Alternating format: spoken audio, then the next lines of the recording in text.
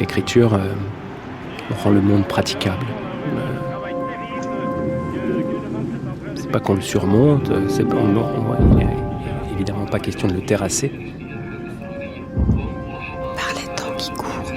Je suis certainement nostalgique, mais le sentiment qui prédomine chez moi n'est pas tellement la nostalgie par rapport au passé, mais par rapport à l'avenir. Marie Richaud.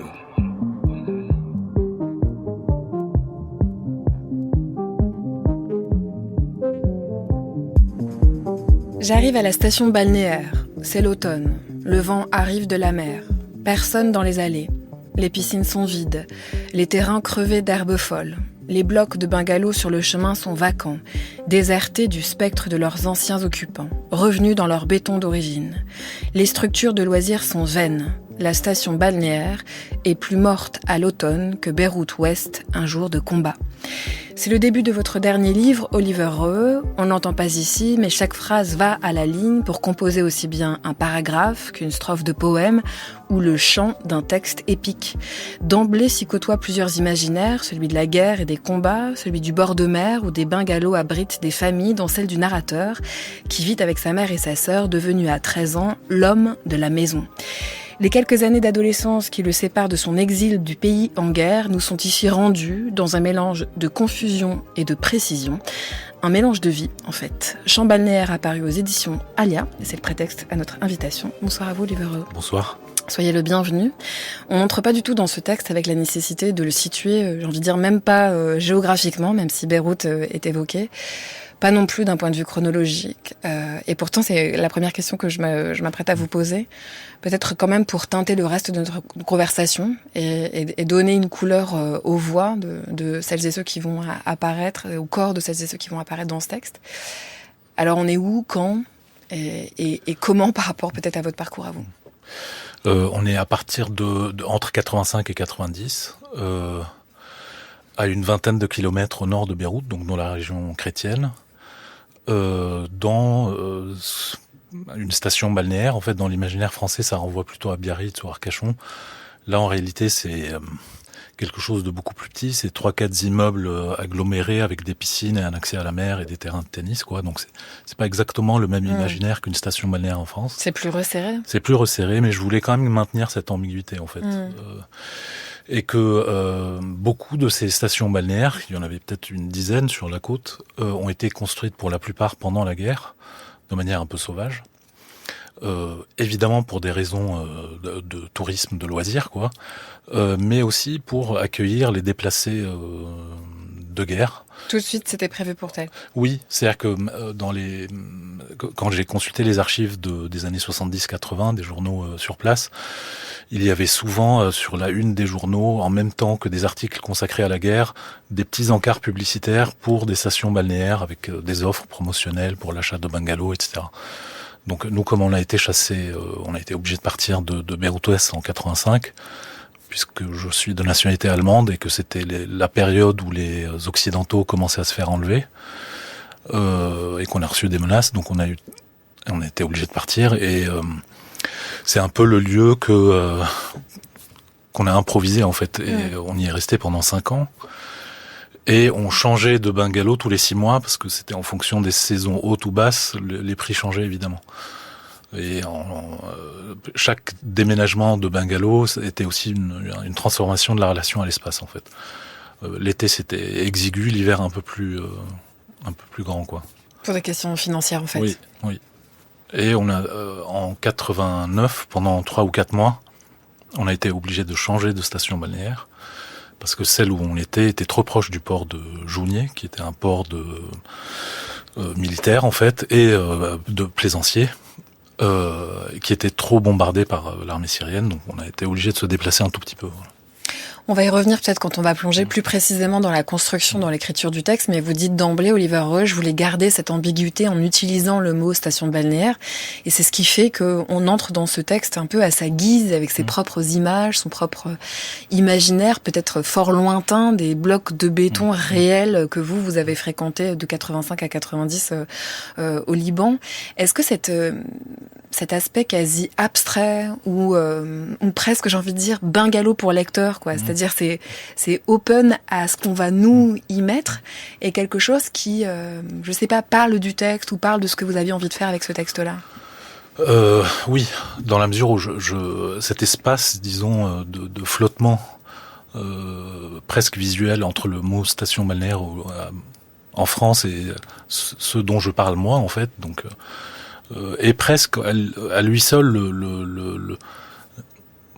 dit à lui seul presque le projet qui était le mien, c'est-à-dire de traduire une expérience qui s'est déroulée dans une autre langue, dans la langue française. Donc cette opération de traduction se manifeste pour moi dans le mot même de station balnéaire, qui renvoie à deux imaginaires différents en fait. Comment était le mot pour dire station balnéaire ? Complexe balnéaire.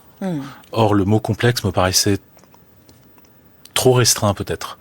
Et j'avais besoin précisément du mot de station balnéaire qui était plus vaste, qui rentre en contradiction avec l'impression d'enfermement. En fait, ça accentue l'enfermement qui était le mien et celui du narrateur à cette période-là, en fait.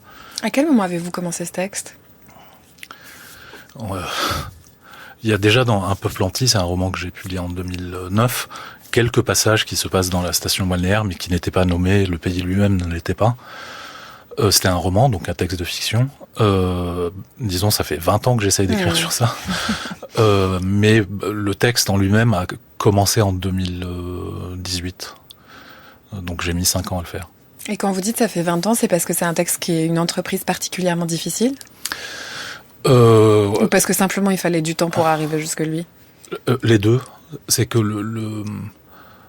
je pense que moi j'avais du mal encore à nommer le pays lui-même. Dans mes autres livres, je parle évidemment de la guerre libanaise sans jamais la nommer. C'était une difficulté majeure et qui a plusieurs causes, peut-être trop longue à expliquer. Donc déjà, moi, mûrir au point d'accepter de dire Beyrouth, donc de revendiquer l'expérience dont il est question comme étant la mienne. Et je pense aussi des difficultés presque techniques, c'est-à-dire comment écrire ce texte, plutôt comment retrouver celui que j'ai été à ce moment-là, en fait. Et qui m'est aujourd'hui, évidemment, en grande partie étranger. Bien sûr. Donc ce saut-là est aussi un saut de traduction. Et trouver la forme adéquate, en fait, pour écrire cette chose-là, la revivre, j'ai mis beaucoup de temps, en fait. Mais ça s'est débloqué ensuite très vite.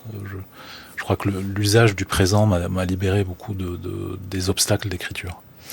Tout ce que vous dites nous renseigne aussi sur la forme, parce que j'ai essayé de placer un tout petit peu dans l'introduction de cet entretien. Oliver Reue, c'est un texte qui avance par fragments, qui va beaucoup à la ligne, qui imprime son rythme, qui nous raconte presque quelque chose dans l'état où il est.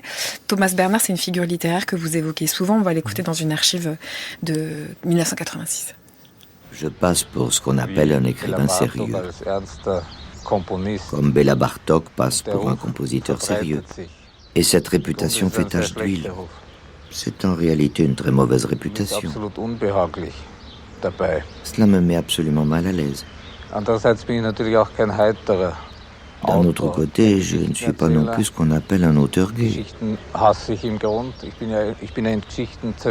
Quelqu'un qui raconte des histoires. Au fond, je hais les histoires. Je suis un destructeur d'histoires. Dans mon travail, dès que je vois quelque part se former les prémices d'une histoire, ou dès que je vois quelque part au loin se profiler derrière une colline de prose, ne serait-ce que l'ébauche d'une histoire, je la flingue. C'est pareil pour les phrases.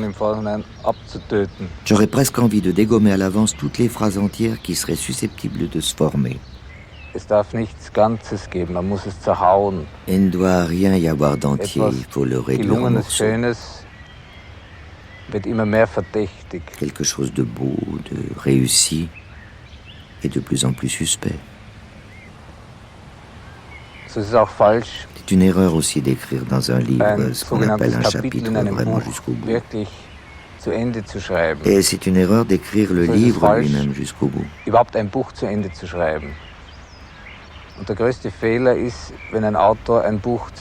Et la plus grosse faute pour un auteur, c'est d'écrire un livre jusqu'au bout.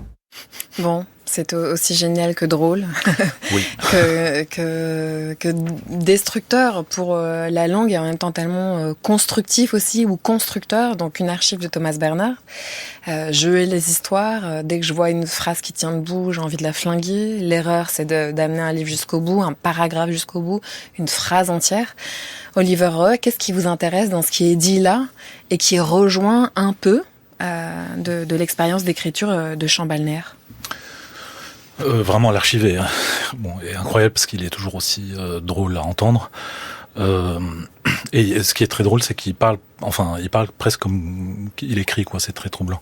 Je crois que ce qui m'intéresse beaucoup là dans ce qui vient d'être dit, et dans lequel je me reconnais quand même un peu, c'est l'idée de destruction, c'est-à-dire détruire des histoires. C'était presque l'impulsion de départ, c'est-à-dire sortir du roman qui est la recherche d'une histoire à construire au profit d'une relation d'expérience. Or, l'expérience n'est pas une histoire qui commence, qui se termine, qui a un cheminement logique. Donc j'avais cette... c'est pour ça que j'ai mis du temps à écrire ce livre, c'est sortir du champ, ou du surmoi presque du roman, pour accepter l'idée d'un récit qui serait plus autobiographique, dont le seul souci est, encore une fois, de relater une expérience étrangère. Une fois que j'ai commencé à écrire le livre, un autre, c'était pas un dogme, mais un souci en fait, qui me venait par l'écriture, c'est de ne jamais me contenter de ce que j'étais en train de faire, c'est-à-dire de trouver par tous les moyens possibles de détruire ce que j'étais en train de faire. Et donc, même si les 40 premières pages sont relativement homogènes sur le plan formel, au bout de 40 pages, j'ai senti le besoin de les détruire, parce que je me disais, ça va, d'une certaine manière, comme dirait Faulkner, dégénérer en style. Donc, à partir de la 40e page, de nouvelles formules esthétiques, en fait, émergent, en fait, de nouveaux registres, disons. Et jusqu'au bout, j'essaye constamment de renouveler le genre dans lequel j'écris. Pas simplement c'est pas un jeu, hein, c'est pas un jeu formel. Je crois que c'est par nécessité. C'est-à-dire que pour pouvoir continuer à écrire ces 5 années-là, de quotidien dans la guerre, qui ressemble à un quotidien dans une ville en paix, il fallait constamment, en fait, trouver de nouveaux moyens d'expression pour pouvoir raconter le quotidien. Ce qui est le plus dur, en fait, à faire, je pense. Il y a deux choses qui me viennent en vous écoutant, Oliver Roe. À la fois l'idée de quand c'est trop réussi, dit Thomas Bernhard, c'est suspect. Et comme s'il y avait une forme d'éthique de l'écriture là-dedans. Et l'autre chose qui me vient, c'est est-ce que cette entreprise de destruction, mais par la littérature ou de la littérature décrite par Thomas Bernhard, elle s'impose d'autant plus que c'est un quotidien de guerre que vous tentez de relater? Ou est-ce que ça n'a rien à voir et est-ce que c'est trop facile de faire la corrélation entre la violence environnante et la destruction effective qu'il y avait des corps et des masses et d'un pays et ce qui se passe à l'intérieur d'un paragraphe, à l'intérieur d'une phrase, à l'intérieur d'un style? En fait, je sais pas si j'avais une intention mimétique de cet ordre-là. C'est-à-dire que la forme soit une traduction de ce qui se passe dans le pays, quoi. La guerre, qu'il y ait une guerre dans la forme comme il y a une guerre dans le réel, quoi. Je pense que si j'étais parti avec cette idée-là, j'aurais complètement raté le livre, peut-être plus qu'il ne l'est encore, mais je crois que c'est vraiment avant tout le besoin de trouver les moyens d'expression. En fait, c'est aussi simple que ça. Quel que soit ce que vous raconteriez, entre guillemets. Et donc, parce que je l'ai consumé, en fait, très vite. Je m'en rendais... Écrire 5 années de quotidien, c'est vraiment très long, en fait. Le texte est pas très long, il fait 160 pages, mais d'écrire un quotidien, c'est invisible. Et comme le parti pris du livre, qui pour le coup est conforme à la réalité elle-même de l'époque, est de décrire un quotidien en dehors des batailles. Parce que la guerre, c'est pas que les combats, les batailles, donc ce qui est le plus visible, et qui presque mentirait sur ce qu'elle est. Parce que c'est ne pas en prendre la mesure que de considérer qu'elle n'est qu'une somme de batailles successives. Le livre parle précisément des moments où il n'y a pas de bataille. Donc comment retranscrire la guerre quand la bataille est absente, en fait. Et je crois que le premier outil disponible, probablement parce que la guerre elle-même se manifeste d'abord dans le langage, c'était de trouver cette espèce de langue un peu traduite, un peu bizarre, et cette forme elle-même heurtée ou en pleine métamorphose tout le temps en fait. C'était les deux moyens que j'avais trouvés pour raconter ce quotidien en fait. Avec l'enjeu que vous souleviez dès le début de notre conversation, à savoir de récupérer quelque chose de ce vécu-là, dont vous dites d'emblée qu'il vous est désormais étranger, en tout cas pour une grande part étranger, soit lointain, soit difficile aussi à attraper avec la langue, mais même j'imagine aussi avec la mémoire. À ce propos, je voudrais qu'on écoute une archive désormais de Edouard Saïd, celle-ci date de 2003. Au même temps que le temps passe, je voudrais sauver quelque chose de ce temps. Et pour moi, c'était le passé, les mondes où je me suis trouvé comme enfant, la Palestine qui a disparu en 48, l'ancien Égypte qui a disparu avec la révolution de 52, et le Liban où j'ai passé mes étés, qui a aussi disparu pendant la guerre civile. Alors, c'était un effort de reconstituer ces mondes, si vous voulez. Quand j'étais jeune, c'est très difficile de trouver un moyen de m'exprimer en tant que personne compliquée. Mais par le passage de temps, je trouvais un moyen de faire ça d'une manière qui m'a donné une certaine liberté. Je n'étais pas obligé à être une seule chose. Et c'est pour ça que je vois, à la fin de ma vie maintenant, que je voyage entre les mondes et je suis citoyen dans tous les lieux. Comme on dit en anglais, je ne suis pas at home, je ne suis pas chez moi. Nulle part. Nulle part. C'est la voix de l'écrivain Edouard Saïd qui parle de sauver quelque chose au fur et à mesure que le temps passe. Et il en passe par une liste des pays perdus et difficiles à retrouver.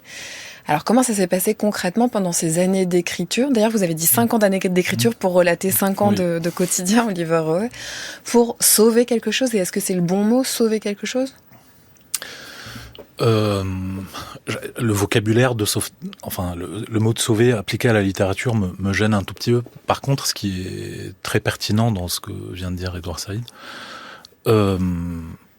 et qui rejoint presque l'essence même de la littérature arabe de manière générale, c'est que la poésie commence par la perte en fait.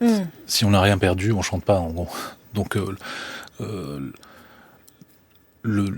la volonté ou le désir d'écrire sur ces 5 années-là vient évidemment du fait de les avoir perdus, ne serait-ce que par le temps qui passe, et par l'exil lui-même, puisque je n'habite plus à Beyrouth, et que lorsque j'y retourne,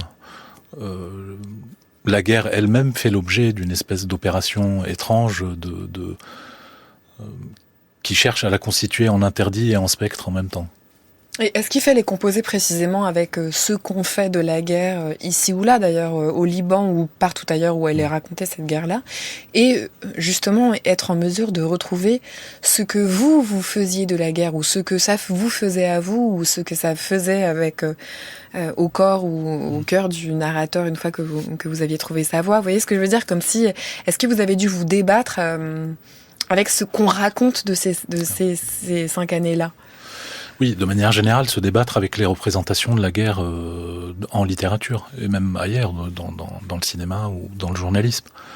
Précisément, si je considère ces représentations, disons, majoritaires, elles cherchent avant tout à parler des combats et des batailles.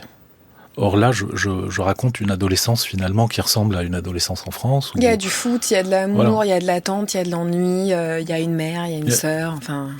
Exactement, et donc, mais ça, cette normalité-là, en fait, était quand même façonnée par la guerre. Donc, vous sauriez dire pourquoi ? Alors, sans utiliser les outils que vous utilisez en poésie ou en littérature ? Ou comment ? Comment la guerre façonnait cette normalité du quotidien ? Parce que ne serait-ce que ma présence dans cette station balnéaire était due à notre expulsion de Beyrouth-Ouest. Donc, ma présence géographique ici, aujourd'hui, en fait, est toujours déterminée par ça. Donc, donc il y a la question des déplacements, il y a la question de l'obligation en fait de m'insérer dans des tissus sociaux toujours différents. Donc c'est une espèce de nomadisme obligatoire, enfin non désiré. Il y a quand même la présence des hommes armés, quoi. C'est pas Dans la station balnéaire où j'étais en particulier, il y avait évidemment des gens pour garder la station balnéaire, donc des agents de sécurité, mais qui étaient aussi des affiliés aux forces libanaises, enfin aux phalangistes. Donc la présence milicienne en fait était concrète et omniprésente dans la station balnéaire. Donc l'élément militaire et l'élément civil cohabitaient en fait tout le temps. Tout à l'heure, vous avez parlé d'une expérience qui s'était faite dans une autre langue et à plusieurs reprises de traduction. Et au début du texte, dans ces premières 40 pages, là, dont vous dites qu'elles ont une sorte de forme un petit peu plus unie que ce qui va suivre, il est beaucoup question de la scolarité. Normal, puisqu'en fait, un adolescent de cet âge-là, ça se pose très fort, la question de la scolarité, des langues qu'on parle, de qui on est, de quelle langue on parle, de qu'est-ce qu'on apprend. Qu'est-ce qui se jouait à retrouver cet endroit de vous qui étiez aussi en construction, mais de ce point de vue-là, enfin, du point de vue de l'apprentissage de la langue, de l'écriture, mais presque scolaire, quoi. Les structures linguistiques libanaises ne sont pas faciles à démêler. Il y a la langue française, qui est la langue de la francophonie, qui recoupe aussi des questions de classe. C'est la bourgeoisie chrétienne, en fait, globalement, qui est francophone. Le français pratiqué par les couches plus populaires est peut-être pas exactement le même. Il y a l'arabe écrit, qui n'est pas l'arabe dialectal parlé au Liban. Il y a l'anglais, qui est évidemment, comme un peu partout dans le monde arabe, une langue qui conquiert un tout petit peu les usages oraux et écrits. Et puis dans ma propre famille, comme ma mère est d'origine arménienne, il y avait aussi la langue arménienne. Donc il y avait cette espèce de brassage linguistique qui faisait que je considère, moi peut-être à tort, mais c'est comme ça que je le vis, que je n'ai pas vraiment de langue maternelle. Donc et cette expérience d'étrangeté peut-être est au cœur du livre. On l'a dit, c'est aussi la vie d'un jeune homme en construction et tout ce que ça veut dire, en gros de 13 à 17 ans, avec un peu d'amour. L'intensité du désir, ça c'est sûr. Enfin, on est travaillé, mais très très en profondeur par ça quand on est ado. Et puis aussi une certaine qualité d'amour, c'est-à-dire que c'est des amours unilatérales. Et ça produit des blessures d'orgueil, des bleus à l'âme, qui sont peut-être le pétrole le plus puissant au monde. On entendait tout à l'heure la voix du romancier Nicolas Mathieu en 2018 parler du désir adolescent tel qu'il a écrit lui dans ses romans. Oliver Roë, c'est présent dans Chants balnéaires, un peu comme tout le reste, j'ai envie de dire, c'est-à-dire dans ce même fractionnement, dans cette même apparition, disparition, mais néanmoins présent. Puis c'est présent, je trouve, dès le titre, puisque ce chant, vous disiez tout à l'heure, la poésie arabe, on ne chante pas tant qu'on n'a pas perdu. Le chant, moi je connais pas du tout la poésie arabe, mais la représentation que je m'en fais, c'est que ça a aussi beaucoup à voir avec l'amour, c'est que c'est aussi des chants d'amour. Quelle place vous donnez à ça ou au souvenir de ça dans l'écriture de ce texte ?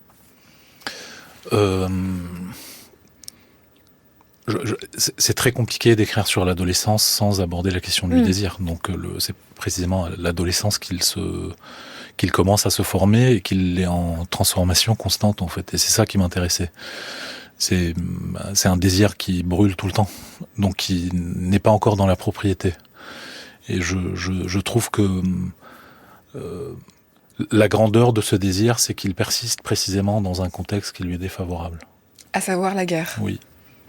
Et que même dans les journées ou les nuits passées dans les souterrains, il y avait quand même du désir. Et ça, c'est une surprise de s'en souvenir, par exemple, en l'écrivant ? Non, ça, c'est des choses que j'oublie pas, justement. Le livre est écrit à partir de souvenirs, en fait. Il y a rien d'inventé. Enfin, vous voyez, le matériau, disons, est un matériau d'expérience. Donc, il y a pas d'emprunt, il y a pas de. Donc, quand je parlais tout à l'heure de perdu, c'est pas forcément de les avoir oubliés. Ce que j'ai oublié n'est pas dans le livre, mais c'est qu'ils ne sont plus présents.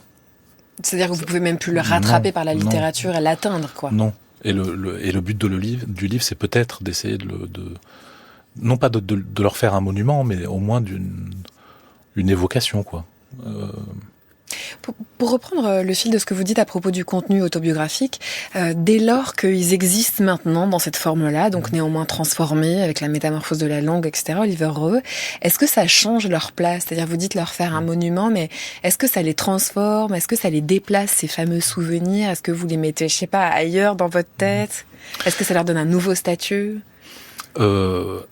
C'est bizarre, c'est que j'ai eu par exemple des Libanais que je connaissais et que j'ai pas vu depuis très longtemps, qui ont vécu, j'ai découvert qu'ils ont vécu dans d'autres stations balnéaires et qui m'ont écrit pour me dire qu'ils étaient très contents de voir ce qu'ils ont vécu écrit en fait, donc de le revivre d'une certaine manière.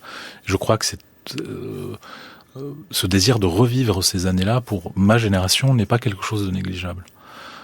Maintenant, je crois que l'écriture du livre m'a permis de les détruire, pour reprendre Thomas Bernhardt. C'est-à-dire que j'en suis enfin délivré. C'est-à-dire qu'ils existent sous la forme d'un livre, c'est déjà très bien, mais maintenant je peux vivre peut-être plus facilement. Mais comme si on n'y revient plus, ou on n'y revient plus pareil ? C'est que maintenant que le livre est écrit, j'ai quand même passé beaucoup de temps à penser à ce livre avant de commencer à l'écrire. Donc je peux maintenant passer à autre chose en fait. Donc qui sera toujours sur la question libanaise, mais globalement ces 5 années-là qui pour moi sont les plus claires en termes de souvenirs de la guerre libanaise, qui a commencé quand j'avais 3 ans. Donc évidemment à 5 ans j'ai peu de souvenirs. Quoi. Et donc de pouvoir les écrire, c'est évidemment de les consacrer et de les enterrer en même temps. Tout à l'heure, vous disiez, Oliver Rowe, que la question de la guerre et la manière dont elle impactait, elle façonnait très directement le quotidien, voire la normalité, voire la banalité, passait par le déplacement et tout de suite par l'exil, puisque si vous étiez d'une part là en train de me parler, c'était à cause de la guerre, ou dans cette station balnéaire en train de vivre ou survivre, c'était à cause de la guerre. On va entendre une archive d'Amin Malouf en 2003 parler justement du déplacement et de l'exil. Être présent dans un lieu, c'est une sorte de pacte avec une ville, avec un pays.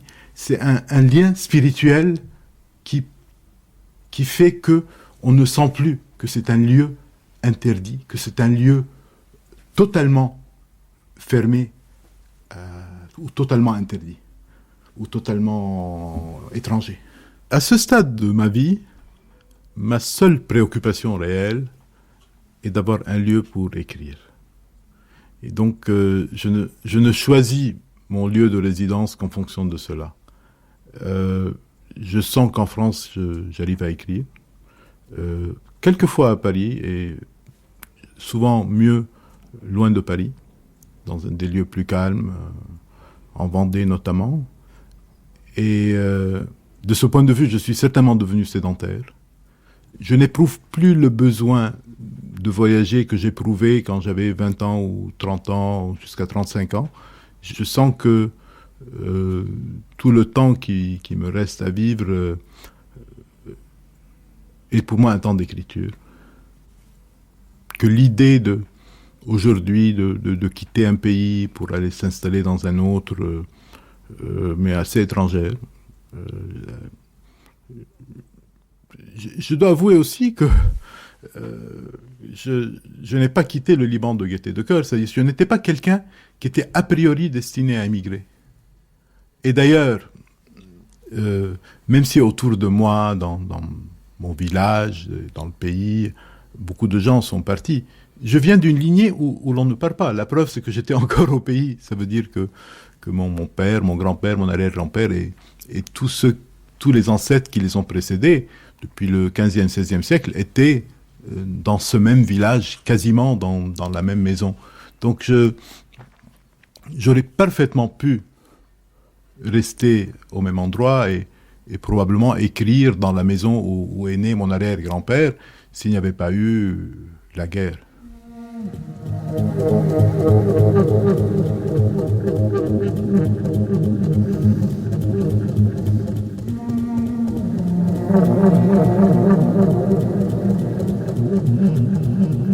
Nous jouons au foot entre les familles les moins belles, pétons des trucs et tapons dans les pneus. Nous écoutons les pièces de Ziad Rabbani. Nous mettons des coups de poing dans le bras des plus jeunes, envoyons des crachats et des odeurs, reluquons à travers les draps suspendus aux vitres, dans les interstices, l'intimité des habitacles endormis. Il n'y a pas d'intimité. L'intimité est politique. Elle regarde le peuple. J'ai bientôt 17 ans. Je décroche le brevet des collèges. Je porte haut le nom de la famille. Les pays frères interviennent sur nous par l'entremise de la Ligue arabe. Ils se désignent un comité tripartite. Ce sont 3 diplomates frères qui assurent mieux les bons offices que les émissaires occidentaux. Ils obtiennent des avancées dans le cadre des lois du commerce. La carte de séjour annuelle arrive à échéance. Je me rends à la préfecture de Jounieh. Il y a toujours de l'État pour les étrangers, même quand il n'y a pas d'État. Ils me délivrent le permis de rester dans la guerre. Le peuple souterrain s'entend sur le fait que le bombardement de cette nuit est le pire de toutes les nuits. Une minorité conteste que le pire est en 1978. Georges fuit le pays demain par le port de Jounieh. Il me l'annonce sur la jetée. La jetée est noire de monde. Il va connaître l'exil. En Grèce. Ce sont des adieux. Je ne mesure pas bien l'intérêt de la Grèce quand nous avons la station balnéaire. Nous changeons de station balnéaire.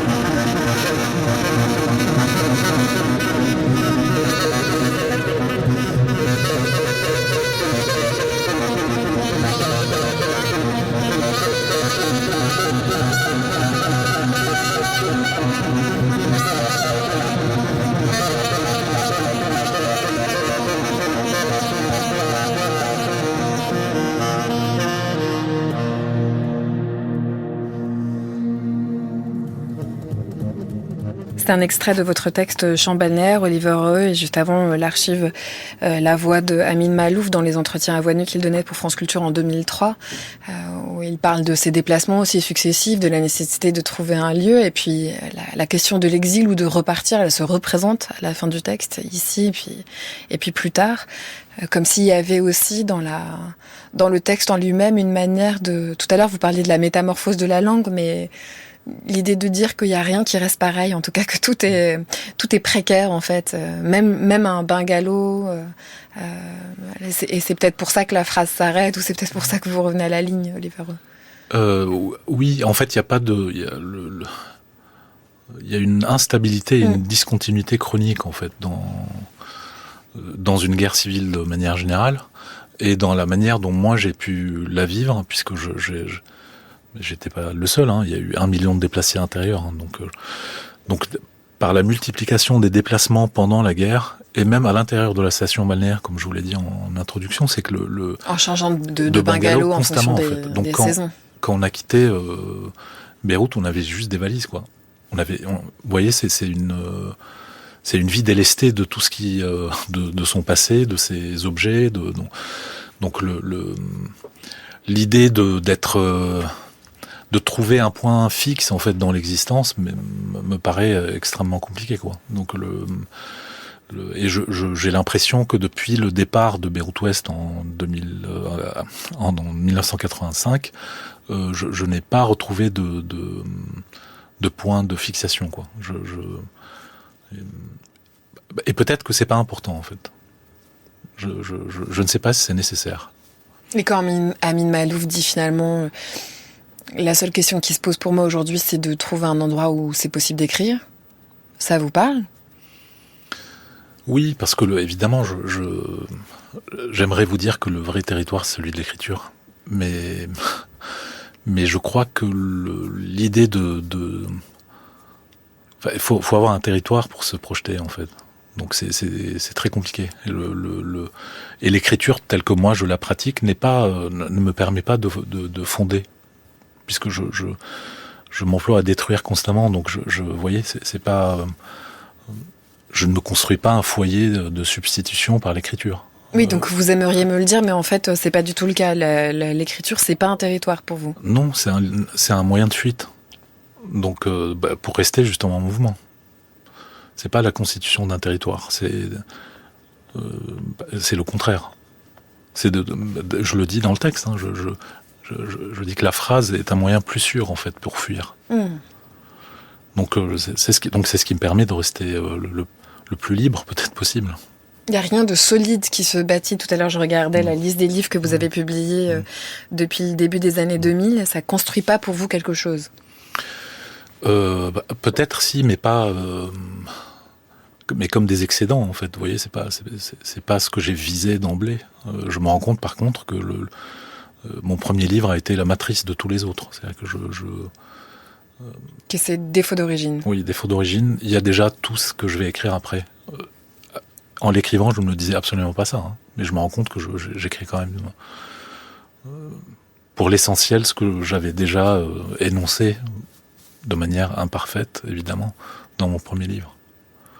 Pour continuer à parler de forme, il y a quelque chose peut-être du chant dont on n'a pas assez dit ou dire plus de choses en tout cas. C'est pas rien de lire chant balnéaire. Bon, on a parlé de balnéaire beaucoup, mais ce chant-là, il évoque quoi pour vous, Oliver Rowe? Déjà, bien sûr, le poème, mais pas forcément le poème lyrique, plutôt le poème épique, puisque j'estime que la relation de cette expérience de la guerre civile au quotidien, du point de vue de ceux qui ne l'ont pas faite, qui l'ont subie, c'est-à-dire les populations civiles, mérite quelque part un chant qui soit à la hauteur de celui qu'on consacre en général aux guerriers, en fait. Donc, avoir une scolarité malgré tout, avoir du désir, jouer au foot, etc., c'est des gestes qui paraissent normaux, justement, mais qui sont d'une certaine manière héroïques, considérant le contexte dans lequel ils se déroulent. Et je crois que... Qui ne soit pas le chant des guerriers. Non.